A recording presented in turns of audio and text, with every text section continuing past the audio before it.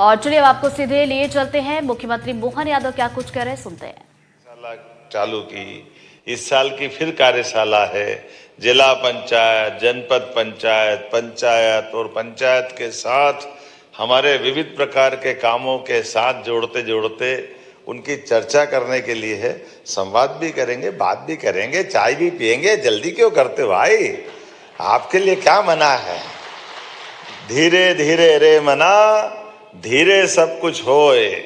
माली सींचे सो घड़ा, ऋतु आए फल होए। ऋतु तो आने दो दादा, जल्दी क्या कर रहा? अभी तो हमारी धीरे से परमात्मा की कृपा से आप अपन सब बैठ करके संवाद करके कुशवाऊ ठाकरे, आपको अंदाजा है जिस सभागार में हम बात कर रहे हैं ये 1956 से लगा करके नई विधानसभा बनने तक ये विधानसभा ही थी। हम तो मौका दे रहे हैं आने वाले समय में आप नई विधानसभा तक पहुंचो, ये उसकी शुरुआत, उसकी परंपरा।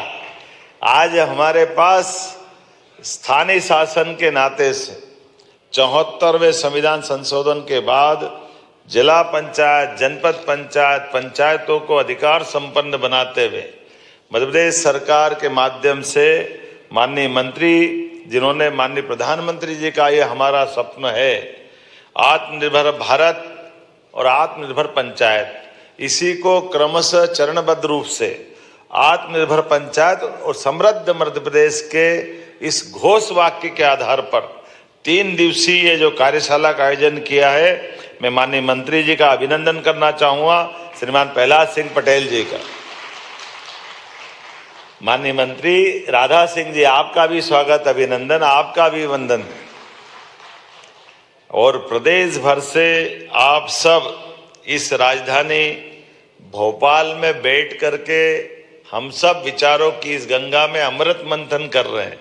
सभी माननीय जिला पंचायत के अध्यक्ष, उपाध्यक्ष, सीओ जिला पंचायत, सरपंच, सचिव भाइयों और सभी आगंतुक अतिथियों का दोनों हाथ जोड़ के आपको नमस्कार भी करता हूं, आपको प्रणाम भी करता हूं। ये दोनों बातें अपने साथ जुड़ी हुई है। हमारे यहाँ शासन की परंपरा, शासन गांवों से जुड़ करके भारत की सच्चे अर्थों में, ग्रामीण क्षेत्र से भारत की अगर आत्मा, महात्मा गांधी जी के शब्दों में सच्चे अर्थों में भारत की आत्मा कहीं विराजमान है तो वो ग्रामीण अंचल में है, गांवों के माध्यम से। वास्तव में हमारा सौभाग्य है। ऐसे में खास करके यशस्वी प्रधानमंत्री का जोरदार अभिनंदन श्रीमान नरेंद्र मोदी जी का भी करें, जिनके शासन करने की पद्धति, सुशासन के दृष्टिकोण और राज्य की रचना से सुदीर्घ लक्ष्य हासिल करने के लिए 2047 का अमृत काल कैसा होगा जब हमारी आज़ादी का शताब्दी वर्ष मनाया जाएगा। ऐसे में उस शताब्दी के 47 तक के कल्पना के लिए हमारे लिए चरणबद्ध रूप से वर्तमान के दायरे के अंदर जिला पंचायत, पंचायतें, जनपद पंचायतें किस तरह से आगे बढ़े।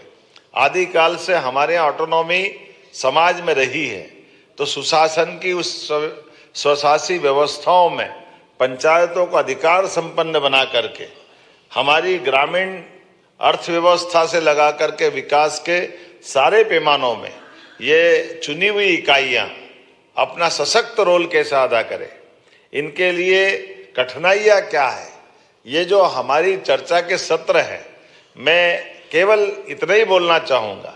मुझे मालूम नहीं है वो पद्धति हुई कि नहीं हुई, लेकिन मैं अंदाज लगा सकता हूँ हमारी ये 3 दिन की कार्यशाला भी अगर हुई है तो कार्यशाला के लिए हमारे मंत्रालय में माननीय मंत्री और अधिकारियों ने विचार किया कि बुला करके विचार होना चाहिए। तो गए साल भी हुआ था और इस साल भी हुआ। तो ये जो अपना हमारी सरकार की गवर्नेंस का जो भाव है, ये आपकी उन कठिनाइयों को समझ करके उसके मार्ग निकालने का ही तरीका है।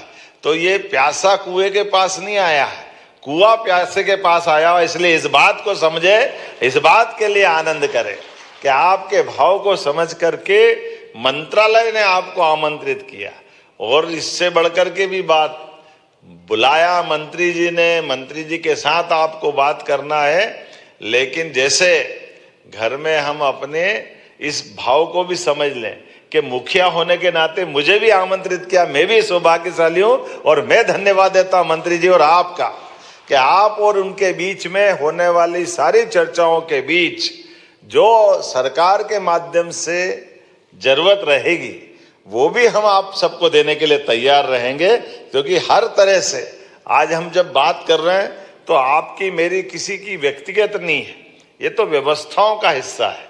आज हम मुख्यमंत्री हैं, आप मंत्री हैं, कोई जिला पंचायत अध्यक्ष है, कोई उपाध्यक्ष है, तो ये दायित्वों के आधार पर विभाग के अंदर के काम करने की रचना में मैं तो मजाक कर रहा था अभी, हमारे जलगंगा संरक्षण अभियान के पुरस्कार जिन जिन को मिले, जोरदार बधाई आप सबको, जिनके माध्यम से जलगंगा संरक्षण अभियान हमने गत वर्ष प्रारंभ किया और जलगंगा संरक्षण अभियान के आधार पर आपने पेवल पोर्टल में दर्ज किया और दर्ज करने के आधार पर खंडवा सहित जिन जिन ने भूमिका अदा की, तो वाकई आपको बधाई। लेकिन मैं ये सोच रहा था कि ये योजना तो हमने लगाई, राज्य का रह गया, पता ही नहीं चला। जिले भारतवर्ष को, भारत सरकार को तो दिखे हैं, लेकिन ये अच्छा काम करो तो सुगंध सब दूर फैलती है ना। चलो जोरदार बधाई आपको इस नाते से भी। हमारे तालाब, पोखर, उद्गम, बावड़ी, कुएं, ये सारे जल रचनाओं की रचनाएं तो हमारे यहाँ प्रारंभ से थी, लेकिन इसको कर्मकांड की तरह न लेते हुए 3 महीने तक सतत अभियान चलाना और सुदूर अच्छी प्लानिंग करना, उसमें आप सबने प्रयास किया। हमारे राज्य के लिए ये सौभाग्य की बात है कि इसका पहला पुरस्कार और कई पुरस्कार राज्य को मिले। वैसे तो बूंद बूंद का जल का अपना सबका जीवन से संबंध आता है और ऐसे में प्राकृतिक जल स्रोत के लिए अपने चिंता कर रहे हैं, ये बड़ी बात है। मेरी अपनी ओर से पुनः बधाई, क्योंकि हमारे लिए खाने पीने की व्यवस्थाओं के साथ जल से जो संबंध आता है ये इसी प्रकार से है कि हम प्रतिदिन अगर स्नान भी कर रहे हैं तो क्यों कर रहे हैं। हम में से इस जिज्ञासा का समाधान के लिए उत्तर खोजने जाएंगे तो हमको अपने आप से कई सारे प्रश्न मिलेंगे। कोई कह रहा है शरीर की शुद्धि के लिए, कोई कह रहा है शरीर को अच्छा लगता है इसलिए, अलग अलग प्रकार से। लेकिन सनातन संस्कृति के माध्यम से जल से मनुष्य का संबंध, हमारी सबकी पृथ्वी पे उत्पत्ति अगर हुई है तो जल जीव के रूप में हुई है, तो हमारे एक तरह से इस लौकिक जगत के हमारे माता पिता की भूमिका से भी पहले भूमिका प्राण के रूप में आत्मा अगर आई है तो जल से आई है। इसलिए जल सदैव सबको आकर्षित करता रहता है। जल से हमारे अपने जीवन के संबंध का, निराशा का दौर हो, आनंद का क्षण हो, जल के पास जाते ही आपको एक अलग प्रकार की एहसास होता है। और केवल वहां नहीं, हमारे यहाँ तो मेंटल हॉस्पिटल भी, ये जो शीतलता के आधार पर ग्रहों की रचना से हमारे ऋषि मुनियों के जमाने से चंद्र ग्रहण, सूर्य ग्रहण तो हमने सुना है, लेकिन अमावस पूनम में भी अगर ये हमारे ग्रहों के आधार पर चंद्रमा का आकर्षण जो है वो उस तरह से एक ज्वार भाटा भी आते हैं तो अमावस पूर्णिमा को ही आते हैं। और मेंटली हॉस्पिटल वाले भी अपने यहाँ ज्यादा मरीज आने की संभावना मानते हैं तो इन तिथियों के आधार पर ही मानते हैं, क्योंकि जो जल की रचना में अगर केवल वहां नहीं, एक वेद वाक्य जत पिंडे तत् ब्रह्मांडे, जैसा पिंड है वैसे ही ब्रह्मांड है। और पिंड की पंच तत्वों से बनी हुई रचना में 70% जल है, तो जल का होने से हमारे अंदर का जल का प्रेशर, जब शीतलता के आधार पर समुद्र में ज्वार भाटे उठते हैं तो इस शरीर का जल भी तो ऊपर खींचते हैं। तो मानसिक स्ट्रेस होने के कारण से मानसिक फिट जब आते हैं तो वो हमारे लिए उसी प्रकार से ले जाते हैं। लेकिन ऐसे में इस भूगर्भीय रचना के अंदर जल संरचनाओं की जब हम बात करते हैं तो इसमें जीवन के साथ बाकी सुख भी जुड़ के दिखाई देते हैं। ऐसे में आज सबको पुरस्कार मिले, मैं आपको बधाई देता हूं। और वापस नए लक्ष्य की तरफ बढ़ना है, इसको कर्मकांड की तरफ नहीं लेना है। दोबारा फिर जलगंगा संरक्षण अभियान की आप अच्छे से प्लान करें और अच्छे से बढ़ाएं। कितनी सुंदर सुंदर बावड़ी मिल रही है, कितने अच्छे जल स्रोत मिल रहे हैं, और आज नई तकनीक के बलबूते पर आप नए तालाब भी बना रहे हैं तो योजनाबद्ध तरीके से बना रहे हैं कि जल का संचय ज्यादा कैसे हो जाएगा। और उसके माध्यम से न केवल भूगर्भीय जल भंडारण बढ़ेगा बल्कि मत्स्य पालन से लेकर के बाकी सब चीजों में भी विचार कर रहे हैं। एक बगिया माँ के नाम से लेकर कई प्रयोग हुए हैं, इसकी भी बधाई देना हो। और जैसा कि माननीय मंत्री जी ने कहा है कि हमने कहा कि पंचायत के माध्यम से कई सारी जो मूलभूत चीजें हैं उन मूलभूत चीजों पे जरूर ध्यान देना चाहिए।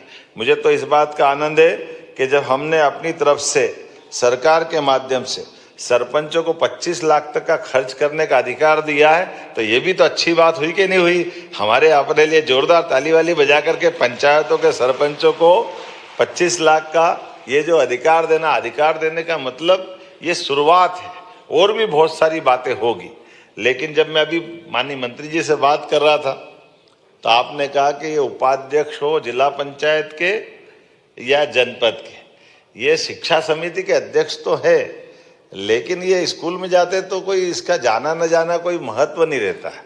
तो हमने कहा इसमें क्या बड़ी बात है, आज से दे देते, घोषणा कर देते कि हमारे जिले के उपाध्यक्ष और जनपद के उपाध्यक्ष जब जाएंगे तो उनका निरीक्षण न केवल लिपिबद्ध होगा बल्कि वो सार्थक भी होगा। ये अधिकार संपन्न कराते हैं, उनको ये अधिकार देंगे ताकि इसके माध्यम से उस शिक्षा संस्थान में वो कोई कमी देखते हैं, किसी बात की तरफ रेखांकित करते हैं तो जिला कलेक्टर, जनपद पंचायत, जिला पंचायत गंभीरता से लेकर के उनके दौरों को सार्थक बनाएंगे। और भविष्य में हम और क्या कर सकते हैं, जब हम सांदीपनि विद्यालय इतने बढ़िया बना रहे हैं, आप बताइए इतने अच्छे विद्यालय कहीं देश भर में है क्या? ऐसे में कई प्रयोग और कर रहे हैं, तो आने वाले समय में इसको और करते जाएंगे। आज तो मैं केवल अपने बीच में से आज शुरुआत करने के लिए आया हूँ, लेकिन उम्मीद कर रहा हूँ जब अगली बार और आऊँगा तो और बाकी बच्चे कामों पे भी हम कायम करेंगे।